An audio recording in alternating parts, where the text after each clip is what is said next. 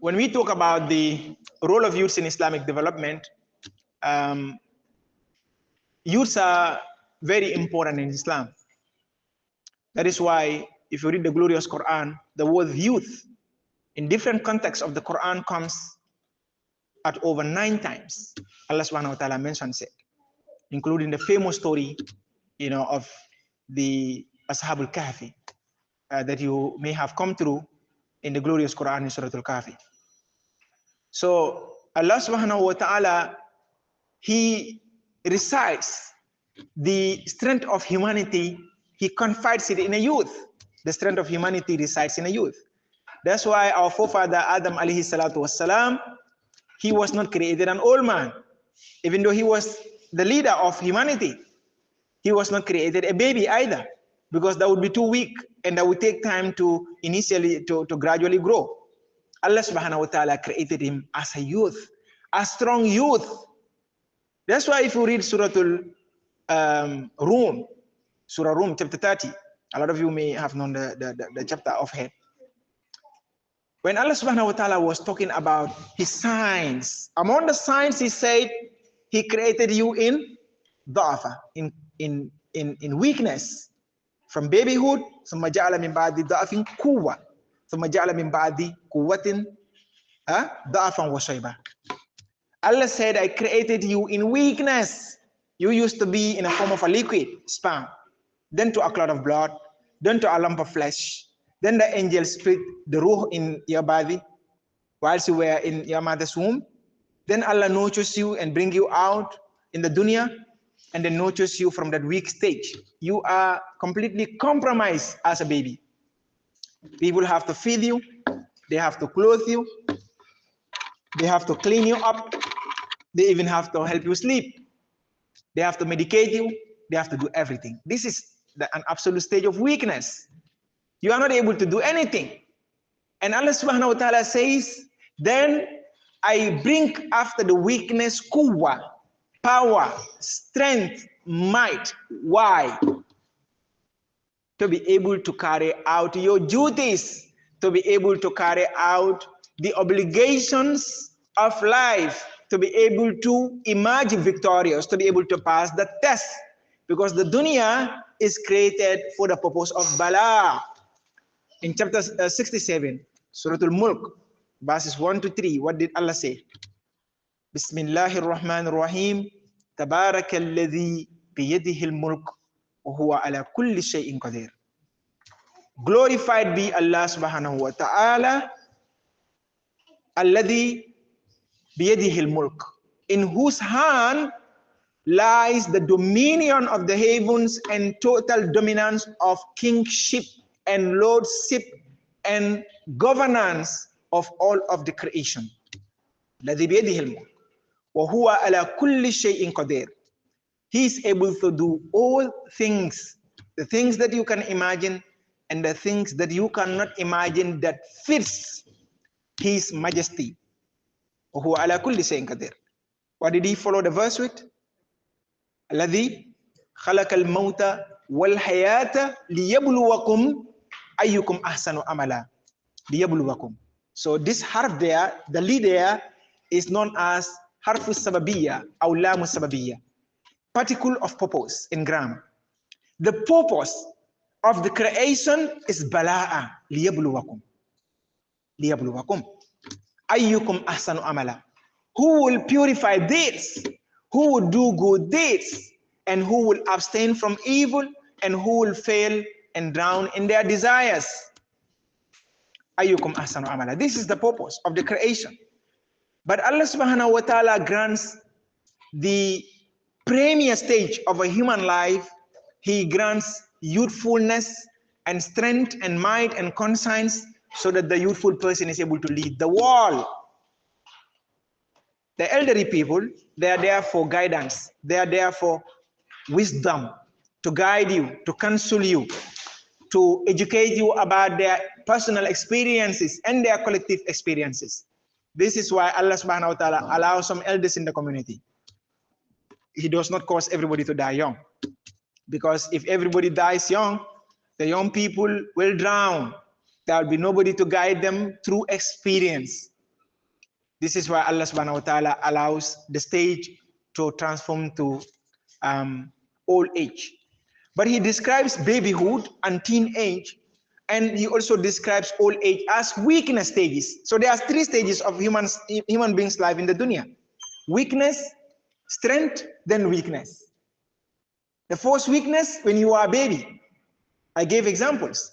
You are just being taken care of. You're not able to do anything on your own. The next stage, you get strength. And we misinterpret that stage a lot. And that leads to a lot of failure in the society. When a person attains 15, they are no longer a kid. But here people are 40 and they said, I'm still young. You're not still young, you're still too old. You need to start preparing and work so hard.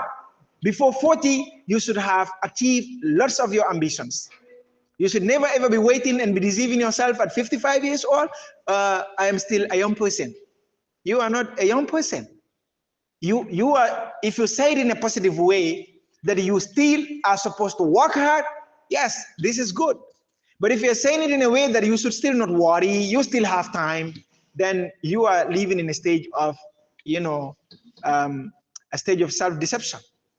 So this is about youthfulness. All of the primary things we discussed can only be achieved in life through youthful stage. From 15 years old, you need to start preparing. Here you go to our universities, you go to our high schools, you ask young people, what do you want to do? What do you plan to be?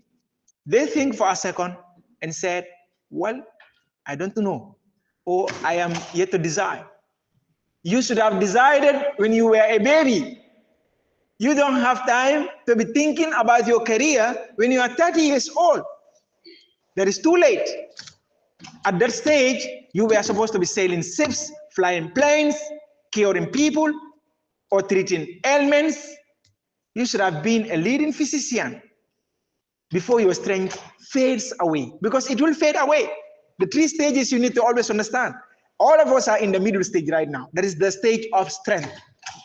The stage of strength will vanish. Whatever might you acquire, you can take care of yourself. You can eat all the meats of the world. You can drink, the most, beautiful juice drinks. You can take, the whatever type of clothing you want. You can live in the most beautiful house. You can be taken care of. You can receive massage on daily basis. Your strength will still fade away. You need to do something with that strength, because وَأَنْ سَبَابِهِ فِيمَا أَبْلَاهِ. It's one of the leading questions you'll be asked on the day of Qiyamah. How did you spend your youthfulness? Because that's where your strength lies. That's when you can club. That is when you can play around. That is when you can steal. That's when you can be a criminal.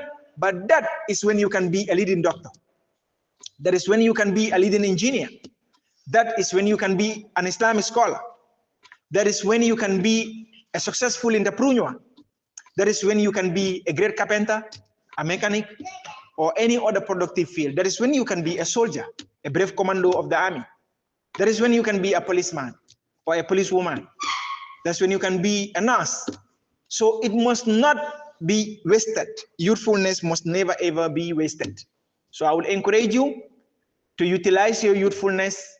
The messages that come on youthfulness are so many, but because we have time constraint, I will not be able to elaborate more, and I plan to make it a very short talk so that we are able to end on time. And I will use this opportunity to encourage us all to put that as part of our daily practice. Respect for schedule of time. It's very important. As Muslims, time is very primary. If you want to succeed, we will have to respect time. I would encourage all of us. I believe everyone that arrived late today probably arrived for a very good, valid reason. So I'm not picking on that at all. Don't take it wrong. I'm just trying to encourage everybody as Muslim youth to be very well time conscious. I remember when I attended the, our, conference, the Senegal Gambia, regional trade conference. The time was delayed probably at least 2 hours. That should never ever happen at national level. What type of message are we sending? If we are not time conscious, we will not be able to achieve our objectives within specified time. Because an objective that should be achieved within an hour, you are spending 2 hours because you started an hour late. An objective that should be achieved in 10 years, you probably will finish it in 15 years because you started 5 years later. So you see how, delay in time can lead to a failure in life. So you are all young people. I would encourage all of you to be productive youth.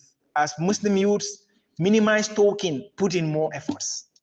Minimize unnecessary talks, put in more efforts. Stay away from unnecessary arguments, put in more efforts. Build a dream and pursue your dream and see to it that you become the most successful at the dream, or one of the most successful at the dream. If your dream is to be a medical doctor, pursue it with all of your strength. فَإِذَا أَزَمْتَ فَتَوَكَّلْ عَلَى اللَّهِ. If you have decided and you've chosen, you've made up your mind, count on Allah's support and give it your best. Every successful person that succeeds legally in this world, they have a story behind their success, a story that will shake you if you should get to know about it. Me personally, standing before you to deliver this talk to you, I have had my stories. I've had times when I would have to walk to school. I've had times when I walked kilometers to school. I've had days when I didn't have food or lunch to eat in school. I've had days when I didn't have money for transport and would walk for probably hours to get home or to get to school again. But it never, made me relaxed. It never discouraged me. It never changed anything in my perception and in my yearning for success. So it's just an encouragement to all of you. Don't be deterred by anything. You can be, the most successful at any field if you build the ambition for it.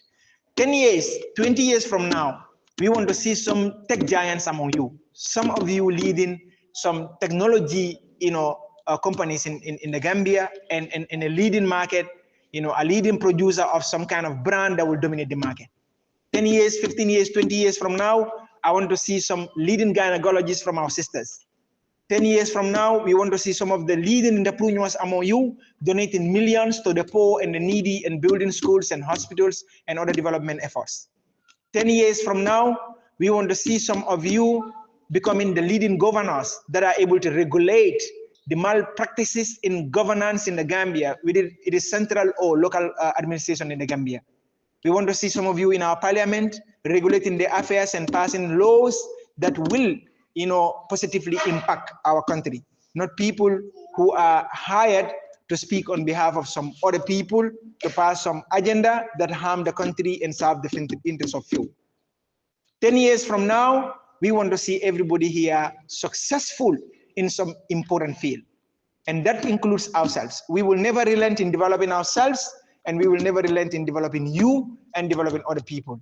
So be productive youths, be beneficial youths, acquire relevant knowledge and relevant sciences of Islam. Don't limit yourself to spiritual sciences only. Study Aqidah, study religious sciences, but also study some material sciences that you can do to benefit other people. وابتغ فيما آتاك الله الدار الآخرة ولا تنسى نصيبك من الدنيا وأحسن كما أحسن الله إليك. That's what Allah subhanahu wa ta'ala tells us. Utilize all of your possession, utilize all of the resources, your opportunities to succeed in the hereafter. But do not forget your share, your responsibility, your duty, your contributions in this temporary life as well. وَلَا تَنْسَ نَصِيبَكَ مِنَ الدُّنْيَا. And then be kind to people as Allah is kind to you. وَأَحْسِنْ كَمَا أَحْسَنَ اللَّهُ إِلَيْكَ. So on this note, I would like to thank you all so much. Possibly in the nearby future, we are able to organize some talk, and probably I could use an hour or 2 hours and deliver some relevant talks to you, broaden this topic, bring a lot of verses, ahadith, and relevant stories related to the topic that would be more beneficial. But in this case, we don't want to fail the time. We want to ensure timing closure of the program. And because of that, due to late start, I would not want to pass this stage. Inshallah, we are together, and you will hopefully continue to learn much more on relevant sciences of religious studies, on other important aspects of life. We would like to thank you all so much for believing in MIRD. We would like to thank you all so much for coming to acquire knowledge from this noble organization. And we would like to thank our dedicated officials who have dedicated their life to serving Islam through MIRD. We ask Allah to reward you all. Subhanakallahumma bihamdik. Nasadu an la ilaha illa anta nastaghfiruka wa natubu ilayk. Assalamu alaikum wa rahmatullahi wa barakatuh.